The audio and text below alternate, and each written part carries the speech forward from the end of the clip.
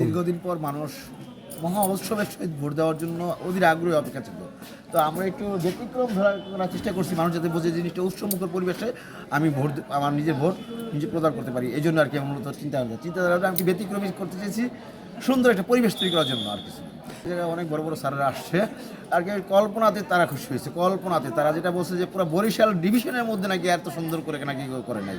তো আলহামদুলিল্লাহ, আমরা তো কোনো একটা কাজের ক্ষেত্রে কাজ যখন করি, কোনো কিছু সুন্দর করে সাজাই, তখন তো আমরা চাই একটু ভালো জিনিসটা সবাই বলুক। তো এলাকাবাসী যারা আছে তারাও অসম্ভব খুশি হয়েছে যে এত সুন্দর করে অনুষ্ঠান, এত সুন্দর সাজানো এই কেন্দ্রে এর আগে বিগত সময় কখনো হয়নি। আমাদের ভোটার সংখ্যা ইতিমধ্যে 40%-এর উপর বেলা বাজে মাত্র, কিন্তু আপনার বলতে পারেন যে 11টা, আমার 40%-এর উপরে মোটামুটি কাস্ট হয়ে গেছে আলহামদুলিল্লাহ। শুক্র আলহামদুলিল্লাহ। এক্ষেত্রে আমরা সর্বোচ্চ আমি ধন্যবাদ দিয়েছি আর কি আমাদের যে পুলিশের লোক আছে, আমাদের যে আনসার বাহিনী আছে, আনসার বাহিনী গতকালকে রাত্রেবেলা এটার জন্য খুব কাটাকাটি করছে।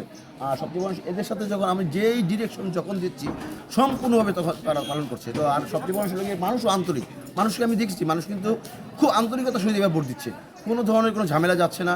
হ্যাঁ, তারা আসছে, বলতেছে আমরা লাইনে দাঁড়াচ্ছে, লাইনে দাঁড়ানোর পরে সুষ্ঠু মতো ভোট দিয়ে তারা কিন্তু আবার কেন্দ্র ছেড়ে চলে যাচ্ছে। উৎসবমুখর একটা পরিবেশ বজায় আছে ইনশাআল্লাহ।